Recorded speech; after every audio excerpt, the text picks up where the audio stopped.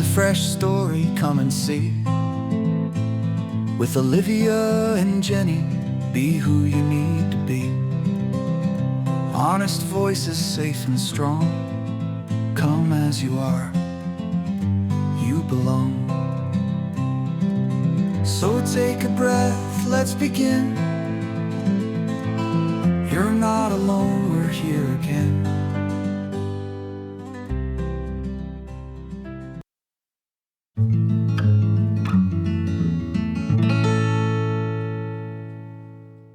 Hello, hello, hello. Welcome back to a Fresh Story podcast. This season, we are diving into families. All different types of families, all different stories. And today, we're really excited to talk to Shawnee. Shawnee came to us through one of our amazing Fresh Starts experts, Susan, who we adore. And she said, you have to hear the story. You have to talk to her. And as soon as I got your email, I was like, I got to book you for the show. So why don't you introduce yourself? My name is Shawnee Baker. I'm the author and co-founder of the Baylie Foundation and the book Baylie. I wrote the book to honor my daughter. My daughter was 19 when she passed away. She was in a tragic accident at college at the University of Miami, and the foundation is focused on college safety and also awareness into the tragedy that happened, but also what evolved from it, from our experience in the hospital and understanding the legal forms that we didn't have. That really made a big difference for whole situation evolved. Yeah. I have questions about that, and we can get to that. But that is a truly fascinating part. And I know a lot of the work you do is around education about legal forms and next of kin and things like that. But I will save that for later. I'll let you tell your story first. Well, Shawnee, why don't you take us back to the beginning? Tell us kind of where you got started in creating your family. So I had my first 3 children before the age of 23. I was married very young. I was married in college. I graduated as an RN and started working right away. And we moved from Ontario. We were living in Toronto, Ontario, and moved to South Texas. So I worked in San Antonio, Texas. My husband went to school for a fire science program, and we had 3 little babies. And that was a really hard time for me. I was very young, and with my husband going away to college, I was working crazy hours. The little ones were in daycare and trying to get him through his degree. It was just really tough. So I felt like I missed out a lot on those early years of childhood, and without realizing what I had sacrificed at the time to have children so young, you give up a lot. And, I wasn't there for a lot of the firsts and a lot of those experiences that I later resented, as all my friends and family were having children in their 30s, and I'd already done it, and I missed it because I was working so hard. I worked 2 full-time jobs trying to keep the family afloat and put them through school. So sadly, that marriage did end early. We were married about 5 years. There was a lot of infidelity, a whole other story. But after that, I moved back to Toronto area with my family. I needed family support. I have a fabulous extended family. My village is very strong, and thank goodness for having grandparents and aunts and uncles and all of that network to support me through those years while I was raising a young family as a single mom. And I couldn't have done it without them. Fast forward a little bit, and I met my husband, Scott.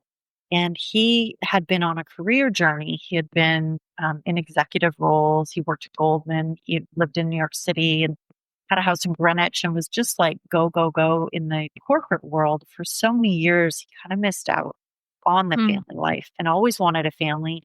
So here he was in his late 40s, and I was 39 when I met him. And he wanted to have a family. And I was like, this is crazy. I feel like I'm too old now. I've missed my opportunity, through a lot of conversations with my grown children. That seemed to be a good place to start again. And I would be able to stay home and be a stay-at-home mom with kids. And that would be my experience of motherhood in the early years that I'd missed out on. Right. My kids were happy. They thought it was a good thing for me, and that they embraced it completely. So we started on the IVF journey. I was pregnant with Savannah. We had 4 embryos that were viable. And Savannah, I was pregnant with her when Baylie was going into her sophomore year at the University of Miami as a neuroscience major in the pre-med program. So this is where this wonderful life of tranquility came to a big red stop sign right in my way and completely turned into a storm. I took Baylie to school. We were there for a week, getting her set up in her dorm room and doing all the things that moms do when they send their kids off to college. And then I left her on the Thursday. She was going to start school on the Monday. She said she was good. Everything was fine. We said goodbye. She actually sent me a text because she knew I was going on a sailboat trip on the Friday. Scott and I were going away for a week. We did it every year, annual sailboat trip off the coast of Maine. And she said, Mom, I have a really uneasy feeling about this trip. I don't think you should go on the sailboat. And I said, why do you feel like that? What's wrong? And she said, I don't know. It's just an intuition. I think it's a mistake. Don't go. And I was like, oh, Baylie, like, Yeah. I know you're scared, but he'll be so disappointed. Yeah. So I reassured her. I told her I would call her every day. I think her intuition was actually about herself, not me. Yeah. On Saturday, I talked to Baylie. We had service on the boat, and I was able to have a phone call with her. She told me she was going to go out that night with her sorority sisters. She hadn't been out much at all that summer. She worked really, really hard. She wanted extra spending money for school. She had 2 jobs, lifeguarding and then waitressing at night. And then she was also going to UNH, taking 8 extra physics credits to keep her GPA high because she knew the neuroscience program was really demanding. And she was going to be doing organic chemistry, and she wanted to make sure she didn't have a heavy workload. So she wasn't behind. She went ahead and took the sophomore credits through the summer to lighten the load. So she had a high GPA. She was a smart girl. She was level-headed. She was responsible. She was always the mother hen. If they went out anywhere, she was the designated driver. Yeah.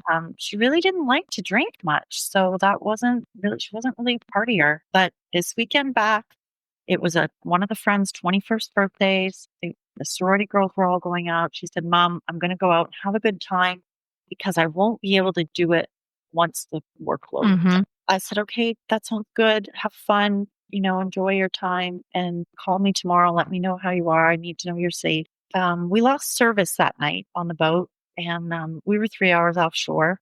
There was no signal on the cell phones. And so the following morning at 8 a.m, we were sitting having coffee on the back of the boat, and a signal came on my phone. I finally had some bars. So I sent her a text, and it bounced right back to me.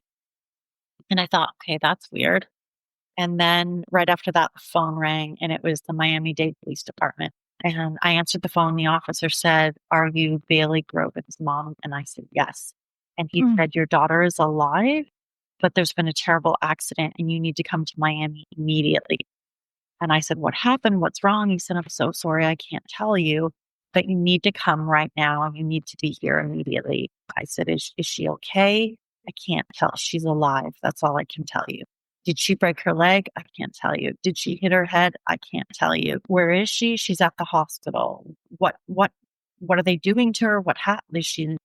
I can't tell you. So he gives me the name of the hospital to call. By then I'm frantic. I get these numbers, run down, get my husband because he's still getting dressed. And he calls, same thing, can't get the information. And then he calls the hospital and they say, she's in surgery. We'll get a trauma surgeon to call you when they're done. I'm like, trauma surgeon? Like what? How bad is this? So then my husband keeps calling because he's panicked, and he gets a hold of the surgeon. He says she's been in surgery all night. She's critical. You need to come to Miami right now. What's wrong? What's happened? What kind of surgery? I'm sorry, I can't tell you that. You just need to come to Miami right now. So we're like, what kind of surgery? What's going on? And finally he says, look, we're 3 hours offshore. We've chartered this boat. We're with 6 couples. And like, there's a chef on this is a big deal for us to turn this boat around for everybody. Like, can we come tomorrow? How urgent is it? He says, no, you need to come immediately. He said, can we stop and pack some clothes? Because it's hot in Miami. We're not dressed for it. He says, no, absolutely not. Do not stop at your house. Get on a plane right now. And we're like, okay, this sounds pretty serious. And then finally the surgeon says to my husband, listen, you may be coming to say goodbye to your daughter. So we get back to shore. We're frantically getting a plane, trying to get a flight. We get a flight from Portland, Maine to New York City, and there's a layover, but we're late and the plane is closing the doors and they won't hold the plane. We have them call ahead for the plane and they're like, I'm sorry, we can't hold it. And yet we can see the plane and the bridge is Oh attached my God. to the doors, and they're like, please open the doors. And they're like, you can't go. So then we missed the flight and we're there. It's like a 6-hour layover in New York City. And we're just desperate to get there. We don't know what's happening. I'm texting our friends and everybody. Finally, we land in Miami at 11 o'clock at night. So it's been almost 24 hours since this happened to her. I went in and saw her, and I mean, I was just devastated. I just fell on my knees because I worked trauma nursing for 4 years, and she looked worse than any patient I'd ever. She was so swollen and so close to death. And I knew right then and there she wasn't going to make it. So that's when we started to understand the HIPAA law. And the surgeon came and spoke to us, and we're like, why couldn't you tell us this? And he's like, I can't tell you this over the phone unless you have a healthcare proxy. And we're like, what do you mean? And he says, well, I can tell you now that you're here in person and I know who you are, but there's a privacy law. When your daughter is over 18, we protect her privacy, and she has not authorized you to be her healthcare proxy, advocate, power of attorney, any of this. I'm like, but I'm her mother. I'm her next of kin. He's like, I know, but once she's 18, next of kin just doesn't have the same power that you did under 18. And I'm like, well, what does that mean? Well, the hospital has taken guardianship. So the ethics committee will be making decisions on behalf of your daughter. Well, how do I change that? Well, you need to go to court to get guardianship of your daughter at this point because she's incapacitated. That can take a couple of months. It's typically backed up. If you had a healthcare proxy, we could give you full decision-making power.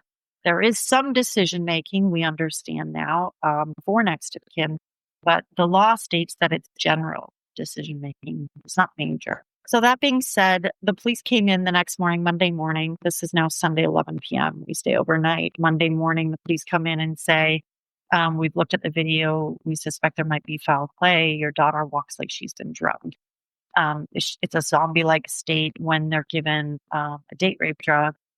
They don't walk like they're drunk, staggering. They walk straight, but their senses are off. So they are like, they're dull. So they don't react to sound and light and noise. So when the cars came up and slammed on their brakes and laid on their horn right at her hip, she didn't even turn her head and look at the car. It was like she literally didn't even hear it. So the witnesses at the scene described her as being, one of them, he said, it's the weirdest thing I ever saw. It's like it was a body walking across the street. She didn't respond to anything. It was like an out-of-body experience, he said. It was so strange. So we knew at that point, we asked for toxicology. Had it been drawn, we assumed it had been drawn. And they said, no, we don't do drug and alcohol levels on a trauma patient in Florida across the board because insurance companies deny the claim.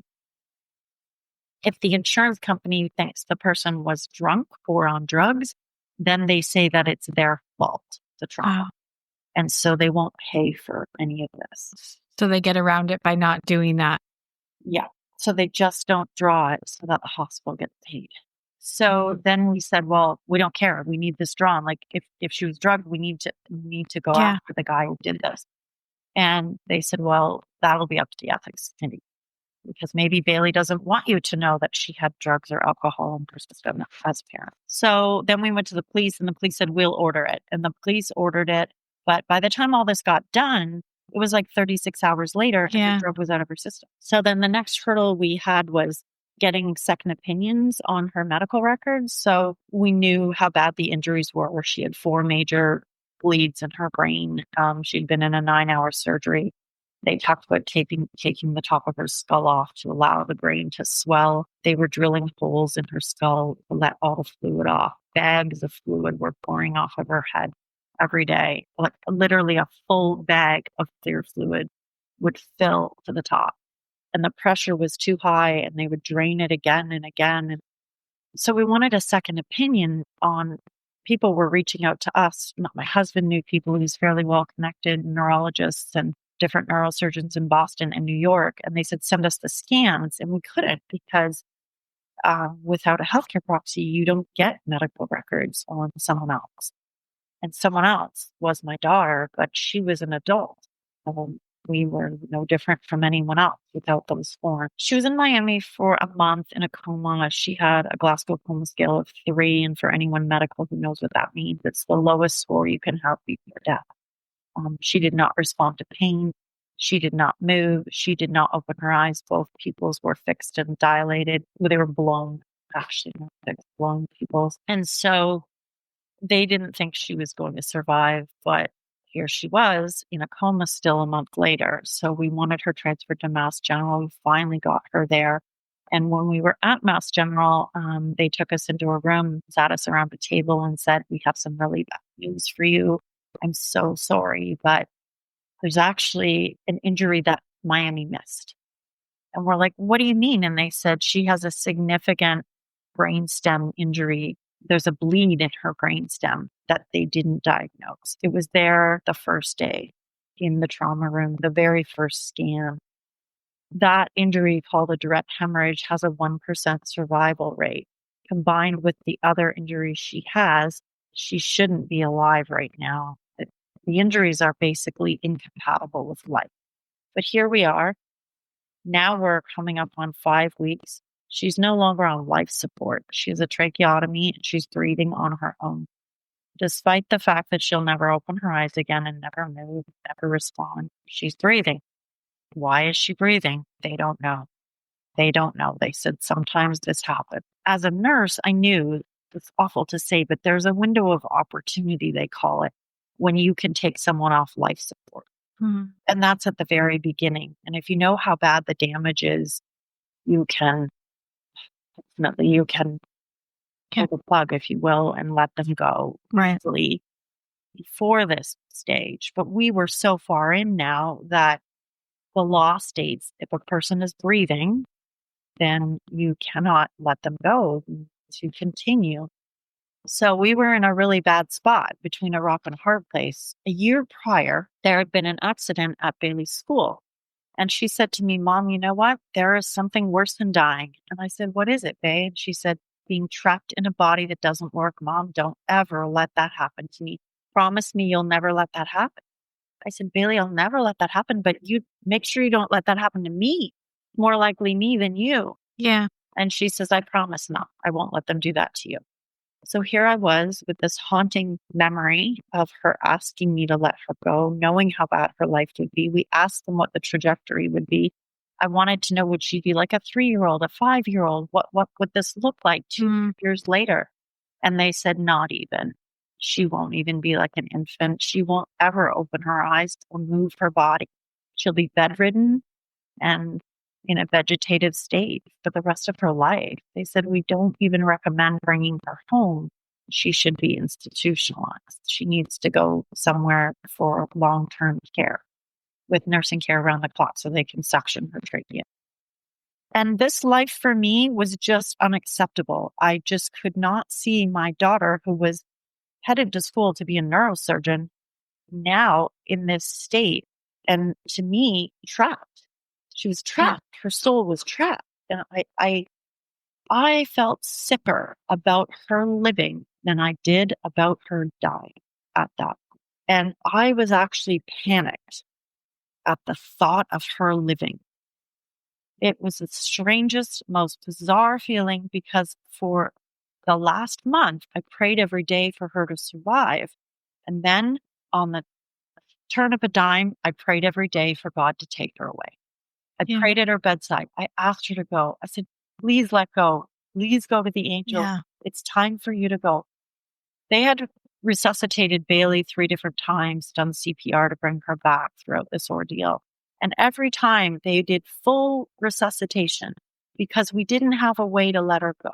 She was trying to tell us that it was her time. And I was powerless.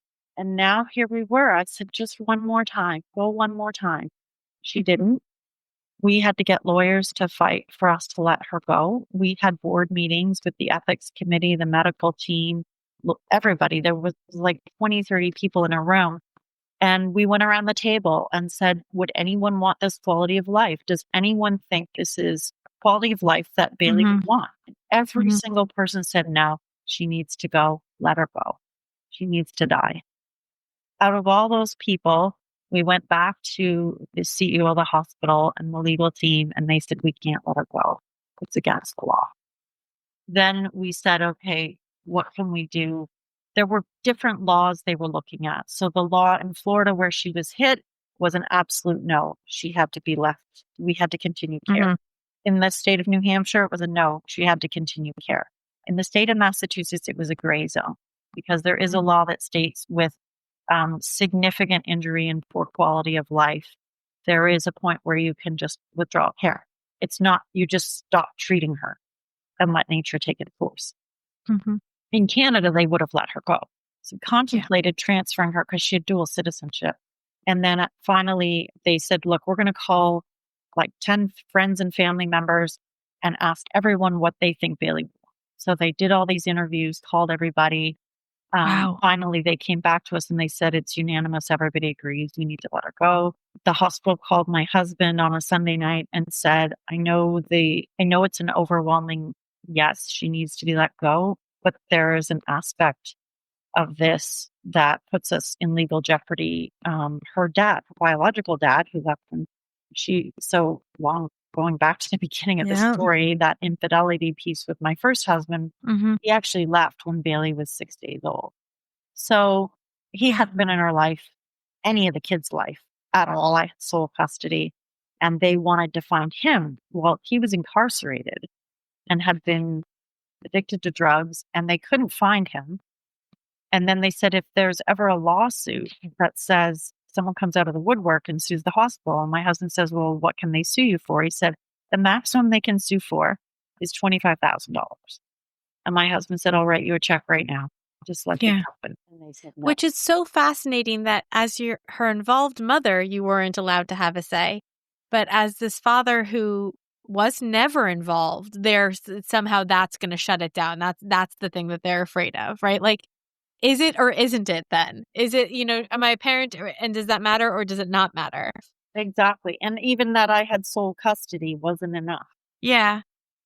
So my husband at that point told them that this would be on every news station, and he would let the news stations know in the morning that the hospital was more interested in making a profit because $25,000 was like one day in the hospital than letting her go peacefully. And an hour later, they phoned back and said, we're going to let her go.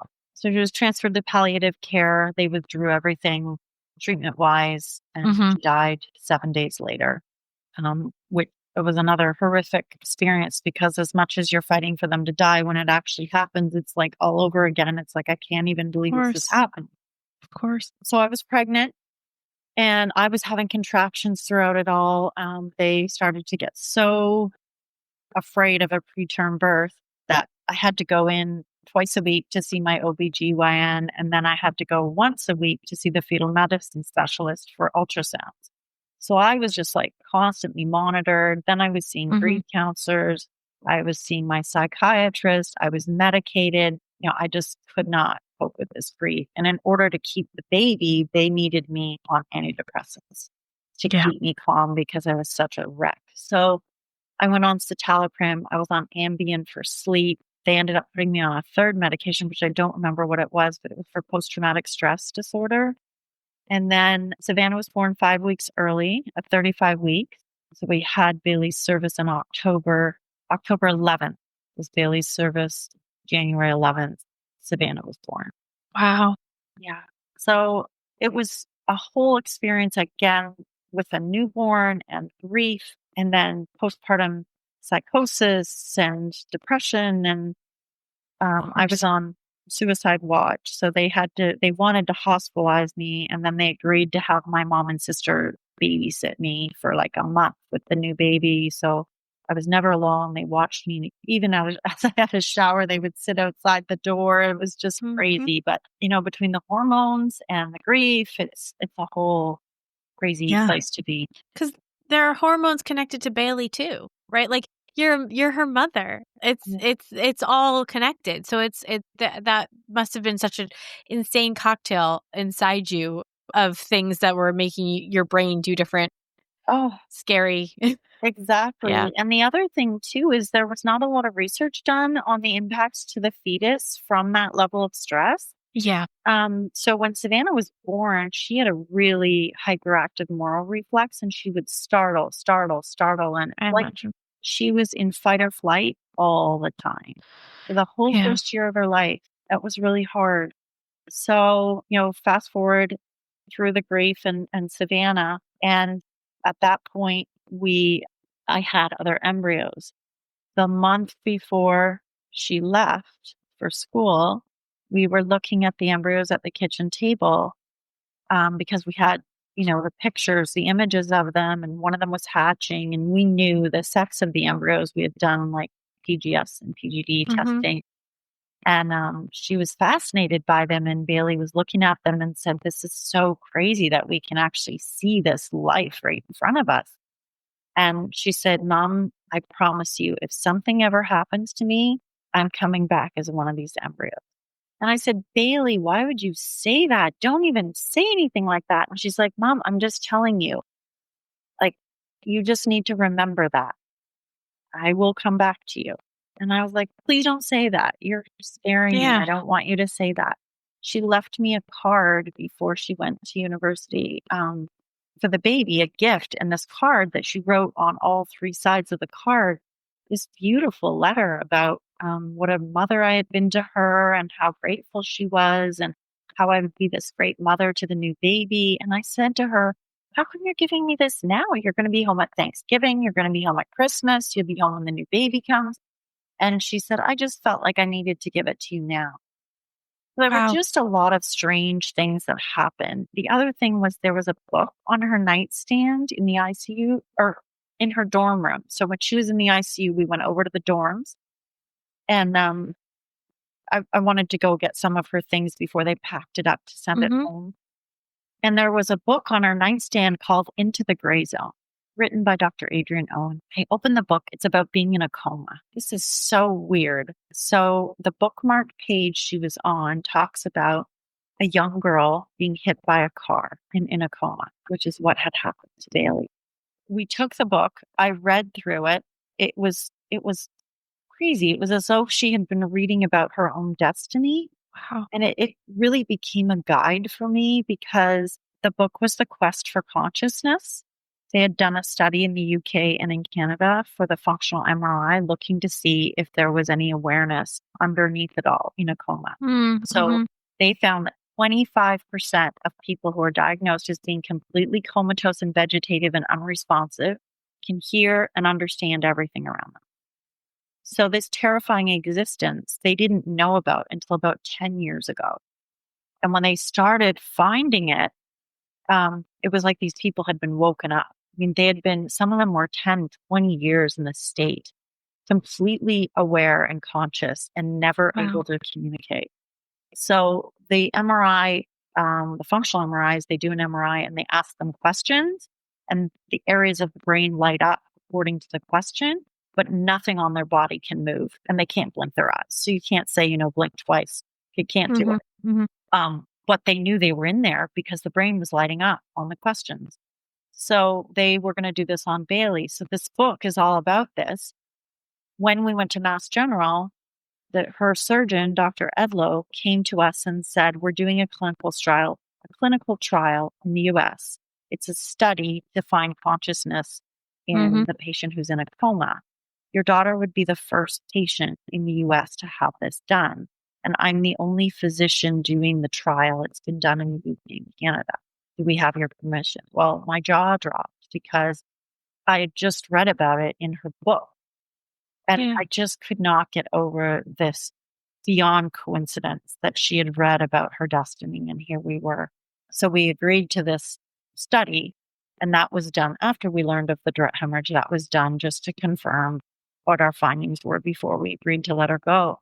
Mhm. And what the book was leading me to, the guide in the book was really about, felt like it was her message to me because the end of the book talks about how horrible the existence was for these people to be completely, I mean, they were treated like they couldn't understand a thing. They spoke Right. around them. No one talked to them. Nobody told them what was going to happen to them. I mean, they were just bathed and fed and cleaned and turned, and no one ever, because they didn't think they were there. He talked about how families couldn't cope with it, couldn't engage with them. And the existence was so heartbreaking that I knew what she wanted.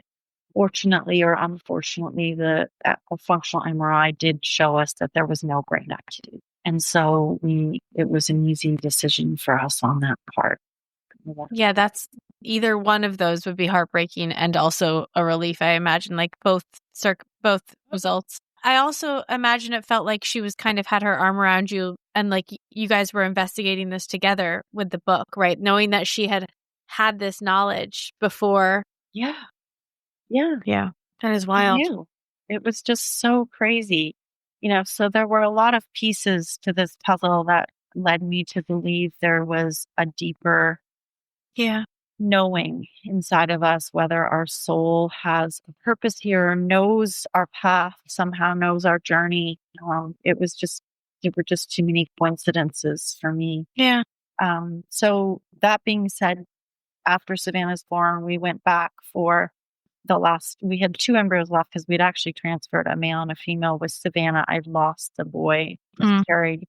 And then we went back and I went back 6 months after I had Savannah. So I went back super early. We transferred the embryo and I miscarried that embryo. There are some strange things, which I don't know how your audience feels, but I had a medium reach out to me after Baylie crossed over. And it was through the grief counselor. This woman reached out to the grief counselor and she said, one of your clients just lost a child. It looks like she's in her 20s, maybe. She's a beautiful young woman, long blonde hair, all thin. She has a message for your client. Can I draw you a picture? So she draws a picture for the grief counselor of Baylie, which literally looked like Baylie in a long blue dress. And her brother, Tristan, with the glasses. She says her one brother is having a really hard time with this. And that was the one. And she says the message for her mom is, there is a doorway for me. I don't know what it means, but she wants me to tell you there's a doorway. So I was like, oh my God, she's talking about the embryos. So then I had this miscarriage and then I went to see someone because I was like, I don't know what's going on. And I know this is crazy, but I just need to see if there's anything up there. And the medium I went to see said, your daughter's holding a baby. What does that mean? Did she have a baby? I said, no. I said, I have a baby right now. And he said, that's not the one. She says she visits the nursery all the time. That's not the baby she's holding. Baby she's holding, she's telling me that the soul was not a match. Does that mean anything to you? Wow. So I'm freaked right out about all of this. So we have one female embryo left. And my husband's finally like, I'm not doing it. We've had too much pain, too much loss. I'm done. I can't. We're not going back. I'm like, oh my God, I have to go back. I know that I have to go back for this baby. They finally send us a letter and they're like, what do you want us to do with this embryo? Do you want us to discard the embryo? What do we do here? And I said to my husband, this sounds really harsh, but I know from the depth of my soul that I have to go back for this embryo. And if you're not with me, then we're done. And I'll do this alone. So we went back and we transplanted the embryo under crazy circumstances because by then, I was 44. It wasn't my uterus wasn't responding. The drugs weren't working.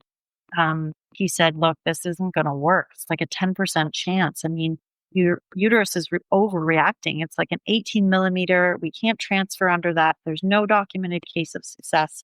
I said to him, look, I have to put this to rest. He's like, okay, because it's you, we'll transfer it, but please prepare yourself. This isn't going to work. And I want you to be prepared for failure.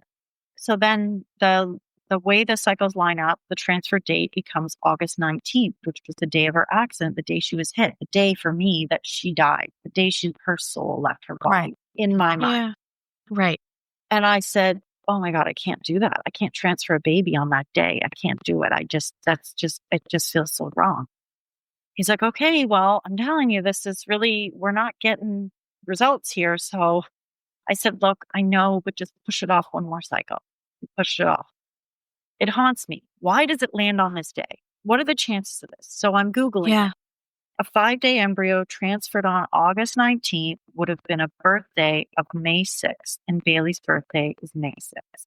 My husband can't even believe it. He's like, I don't believe you. I go, put it in, Google it right now. Google a 5-day embryo transferred on August 19th. Tell me what comes up. He's like, this is unbelievable. What are the chances of this? So for me, that was a huge sign. That was like, Mhm. you have to do this. So I transferred Serafina September 7th. I feel like it was September 7th. And they told me it would be a 10% chance of success. And here she is. And I have a 3-year-old little girl. So Wow. we are. And, a fresh new start, a new beginning. Yeah. And we have these 2 little girls now that we're raising. And we're creating a foundation to make things safer for them and for everyone else. So colleges can no longer cover up what happened. So Bailey's story was never shared. We wanted to tell the sorority girls and the other girls at the school that she had been given a date rape drug in the water. She had been taken in the Uber by these 2 men who said they were med students and they weren't. That she had been taken on a 5-mile loop to pass out in the car.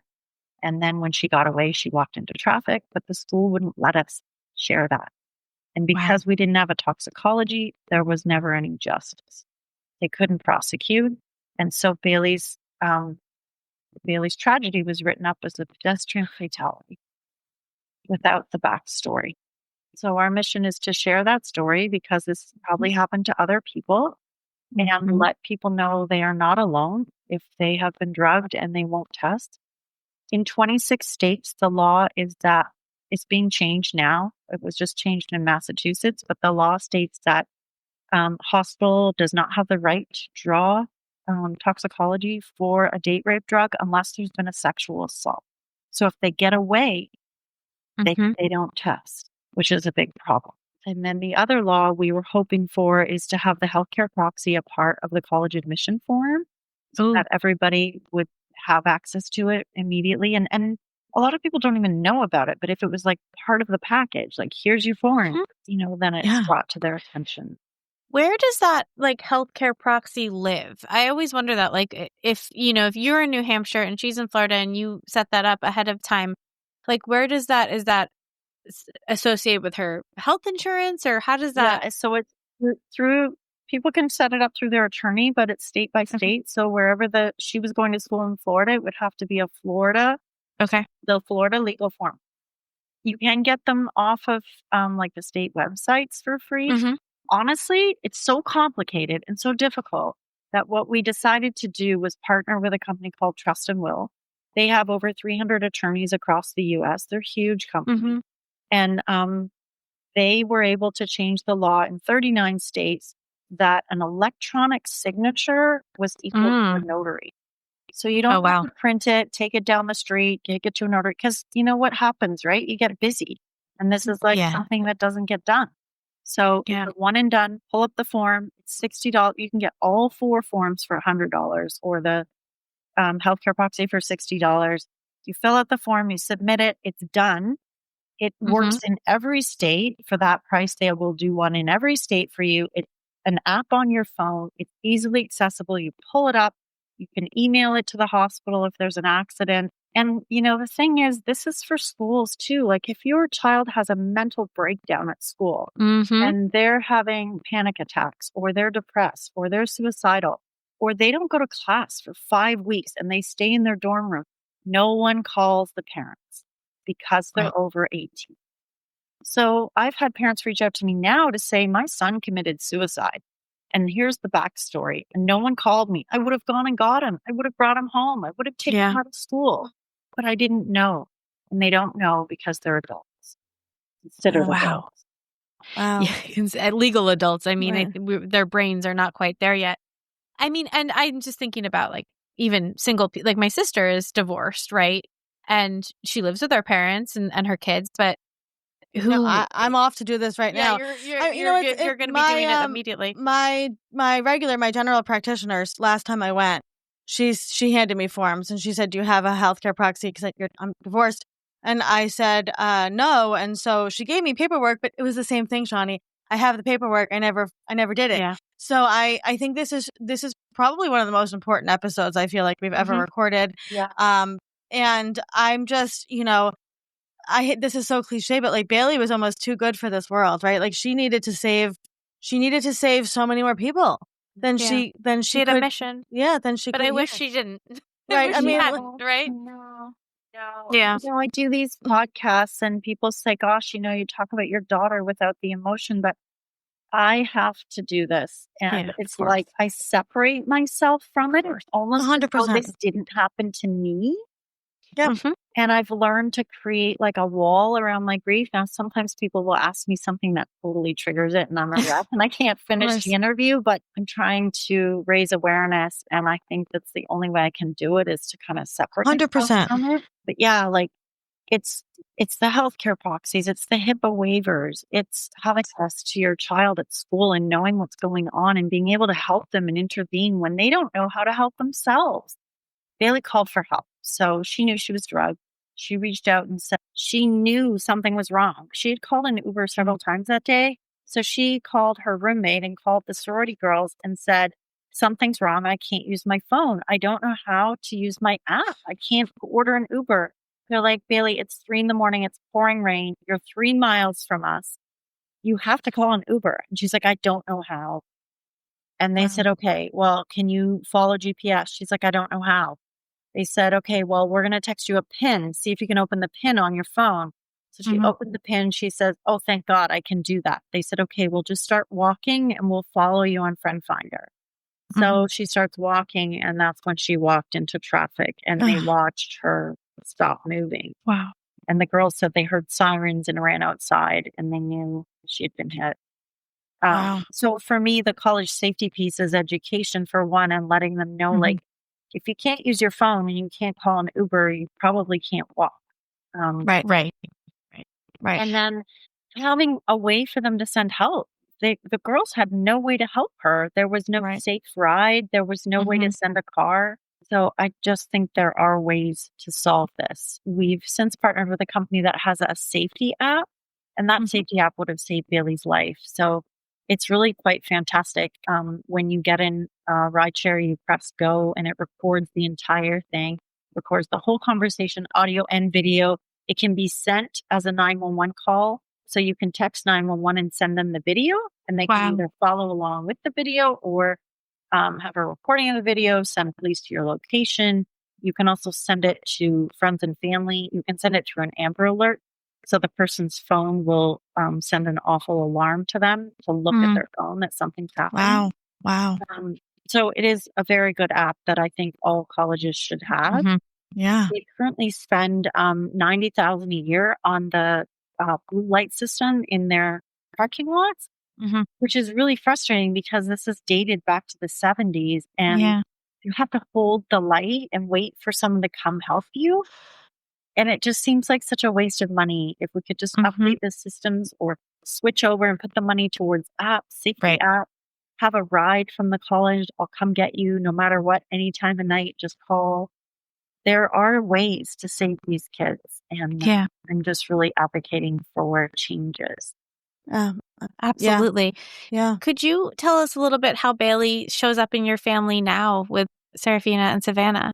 Oh my gosh. We talk And about her brothers too, of course. We talk about Baylie every day. And actually, her older brothers that have been wonderful and they carry her legacy with them. She has had such an impact on their lives and changing who they are. We've all been changed by this. Yeah. My oldest son is getting married this summer, so that's very exciting. We'll also be flower girls.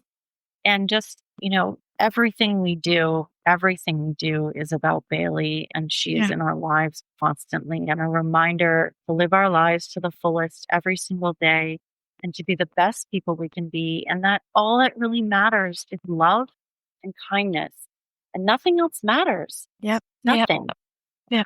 And so I just think being a good person and doing what you can to give something to the world is really the best thing you can do with your life. Absolutely. And Couldn't agree more. we're going to put the link to the book you wrote and to all of this information in the show notes. And, I just, like I said, this is an incredibly important conversation that all people and parents and aunts and uncles and grandparents need to listen to. Yeah. Before we let you go, Shawnee, can you tell us what was Bailey's favorite song? Bailey's favorite song? Well, this is kind of interesting because when she was a little girl, it was Here Comes the Sun by the Beatles. And Here Comes the Sun is what we played as the last song at her service, her celebration of life, because we knew that she was in a better place. And ironically, Here Comes the Sun is going to be the song for the little girl's ballet recital, which is so creepy. But yeah, it's all like full circle. So when I hear that song, I always think she's in a better place and her soul is doing the things it was meant to be. Yeah. Um, Her book is getting rave reviews. People really seem to like it. And it hit international bestseller. So that was Amazing. exciting. And the proceeds from the book support the foundation. So we're really hoping that people will consider that, knowing it's a donation and get the word out there that we're just trying to make a change and trying to make things safer. And transparency, gosh, these colleges, they don't have to disclose any of this data. And, if parents knew what was going on, I think it would make a difference in school selections and how many kids died on campus last year. No one knows, and no one has to tell you. Wow. It's disturbing. Well, very disturbing. I mean, thank you so much for sharing, Baylie, with us.